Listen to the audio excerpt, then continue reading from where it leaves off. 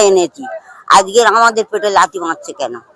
আজ 2 মাস হয়নি, যদি এই অবস্থা করে তাহলে উনি আমরা নিয়ে এসেছি, আমরা দিয়েছি ভোট, কেন না দিয়ে আজকের আমাদের এরকম পথে বসাচ্ছে।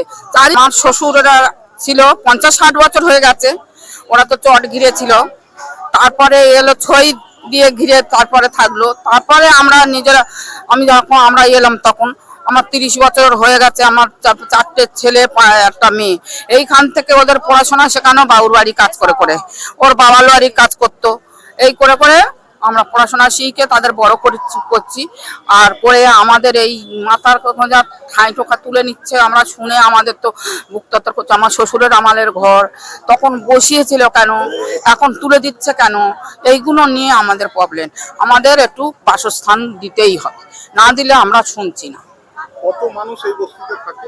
আমরা এখানে আমাদের এই বস্তিটাতে আমরা 45টা ঘর আছে, 45টা ঘর আছে, মানে ব্রিজের নিচ থেকে এই পর্যন্ত 45টা ঘর আছে। হ্যাঁ, 45টা ঘর, তার মধ্যে এই সবাই আমরা আছি, সবাই একতা হয়ে আছি সব। কারোর বাচ্চা কাচ্চা একটু বড় হয়েছে, কারোর বাচ্চারা পড়াশোনা শিখতেছে, আমার নাতি নাতনিরা পড়াশোনা শিখতেছে, এইরকম সব আছি। কি করবো, একতলা ছেড়ে দুতলা করে আছি, ছোট ছোট ঘরে একতলা ছেড়ে দুতলায় আছি। ভালো করে ছেলেরা একটু ইয়ে করে নিয়ে আছে, কেননা কোথায় যাবে, এই করে আমরা খেটে খুটে খাই। বাবুর বাড়ি কাজ করে আমরা সব খাই, এই আমাদের আবেদন। সরকার আমরা চাইছি, এই সরকারকে আমরা নিয়ে এসেছি, আমরা দিয়েছি ভোট, কেন না দিয়ে আজকের আমাদের এরকম পথে বসাচ্ছে।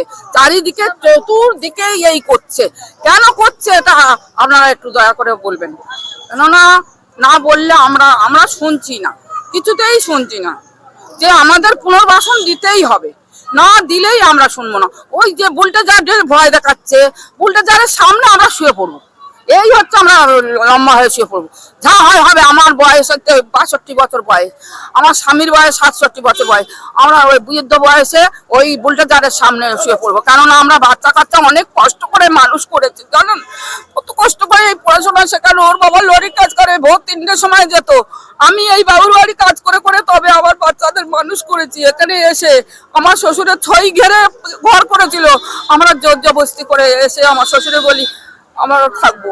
তো আমার এত বাচ্চা, 3টে 4টে বাচ্চা, 5টা বাচ্চা, আমার 4টে ছেলে একটা মেয়ে, আমার বাচ্চাগুলো নিয়ে আমি এইখানে মানুষ করেছি, করে তারা এখন বড় হয়েছে একটু হয়ে, তারা তাদের মতো ওই খাটেছে। আমরা বয়স্ক লোকেরা কোথায় যাব, আমরা স্বামী স্ত্রী কোথায় যাব, আমাদের ঘর যদি তুলে দেয়, এই হচ্ছে আমাদের আবেদন সরকারের কাছে। আমাদের চাইছি যে আমাদের এখানে যদি তুলে দেয়, আমাদের পুনর্বাসন দিতেই হবে, না তো আমরা এই বুলডোজারের সামনে আমরা সব মৃত্যু, আমরা দেশের জন্য প্রাণ দিই, মানুষের আমাদের বস্তির জন্য আমরা প্রাণ দেবো, এই চাই আমরা। ঠাঁই নেই, কিছু নেই। আজ আমাদের বাচ্চাদের নিয়ে একটু ঘন্টা ঠাঁই কোনো রকমের, যখন বসিয়েছিল সরকার, যখন বসিয়েছিল তখন তো বলতে পারতো যে আমাদের এইখানে বসতে পারবে নি, তখন তো আমরা নোংরা ঘেঁটে ঘেঁটে তিরপল দিয়ে ঘেরে, আজ আমাদের বয়স এই 80 বছর হয়ে গেল, আমার বাচ্চারা এইখানে মানুষ, এইখানে সব। আমরা ছোটবেলাতে আমাদের বাবা মারা খতম হয়ে গেল, এখন আমরা কোথায় যাব বাবা?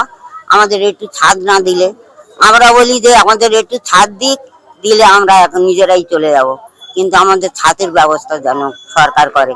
আর এই সরকারকে আনা, আমাদের গরিব জীবনে ওকেই আমরা এনেছি, আজকের আমাদের পেটে লাথি মারছে কেন?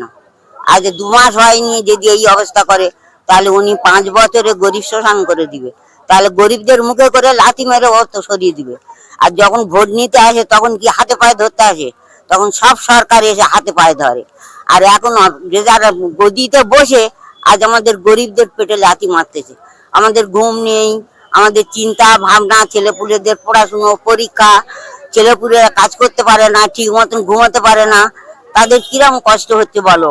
আমাদের খাওয়া নেই, দাওয়া নেই, আমাদের চোখে জল, আমরা কি করে কি করব? আমাদের কোনো ছাদ নেই, তাহলে ওইটুকু ঘরের মধ্যে ব্রিজের নিচে যদি একটা ঠাঙ্গা খসে পড়ে আমাদের জীবন চলে যাবে। কেন আমরা আছি, কি করে আছি?